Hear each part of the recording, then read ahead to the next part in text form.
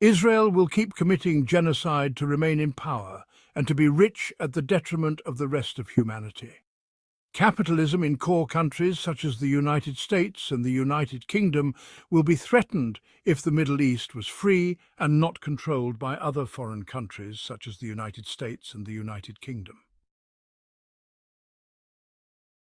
The Middle East is important because it is a crossroad where three continents meet: Europe, Africa, and Asia. Controlling that region means controlling a massive amount of global trade. The Middle East sits on half of the world's oil prices.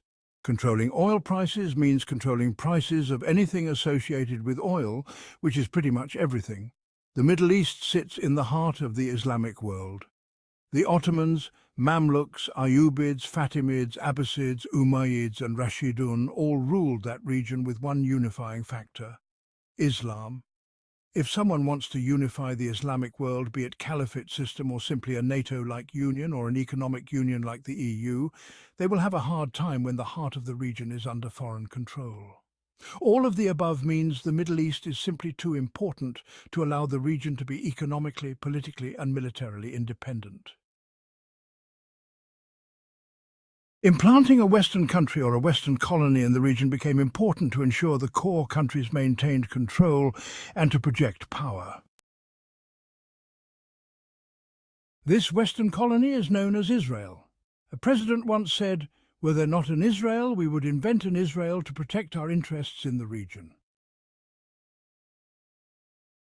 The United States requires a huge amount of military presence stationed in the Middle East to ensure the puppet regimes stay in power. So, instead of relying purely on military bases, they could have an entire colony like Israel, with its own economy, natural resources, intelligence and military operating on behalf of the US to ensure the puppet leaders stay in power. If one gets out of line, they will suffer consequences. If the puppet dictator is ousted and a democracy is created, it will be easy to place a new loyal dictator in power, which happened in Egypt. The moment Mubarak was ousted and the first democratically elected Egyptian leader was sworn in, the Israeli Mossad immediately worked with the Egyptian intelligence to perform a coup to replace the democracy with yet another loyal dictator. The United States or the United Kingdom benefits from a dependent and weak Middle East because a weak Middle East cannot make its own decisions. Abdullah al-Nafisi worked for the Gulf Cooperation Council and he said himself, "We the Gulf countries do not make our own decision. We simply get them from the US and then we announce them as if it's coming from us." Former President Mubarak of Egypt had a phone call with the President of Sudan, where they talked about cooperating in a plan to expand their agricultural capabilities.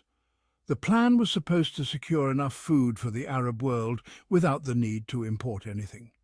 In other words, Egypt and Sudan will grow all the food necessary required for the Arab world. Mubarak, in the leaked phone call, refused this proposal, saying, "And do you think America will be happy with it? Why is this all significant?" Because it will become a nightmare for core countries like the US. If the Middle East becomes a unified military and economic power, it means core countries no longer can make the rules, but they have to play by the rules. It means there will be consequences when breaking the rules. Israel is able to commit genocide in broad daylight because they know they will face no consequences. The US will just keep vetoing anything not favorable. If the Middle East is free, there wouldn't be genocide because there will be consequences. The US is able to continuously change regimes by coups or full-on invasion without facing any consequences. If the Middle East is free, then the busiest maritime trade highway will be closed to core countries in retaliation, which means they will lose hundreds of billions of dollars in trade.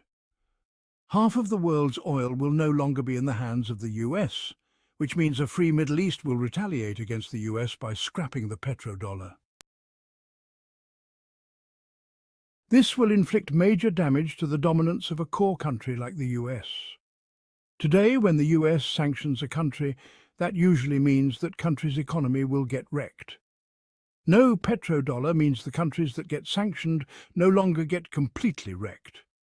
It means the US loses influence. A strong, free Middle East will even the playing field.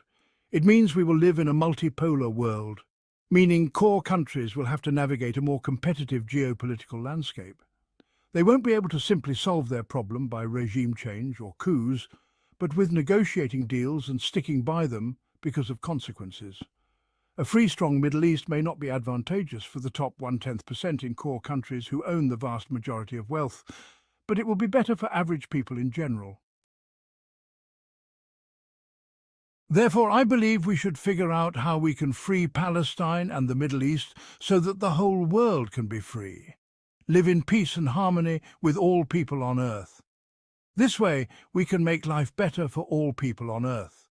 Core countries like the United States and the United Kingdom may not be as rich, but at least other people around the world won't be starving and continuously being murdered so that the United States could remain in power and control global trade such as oil. It's not fair that certain countries dominate global trade so that their country can have cheaper gas, get rich and remain in power at the detriment of other human beings. We should all come together as a global family on Earth and do what's best for each person and all countries. I hope we do the right thing for humanity.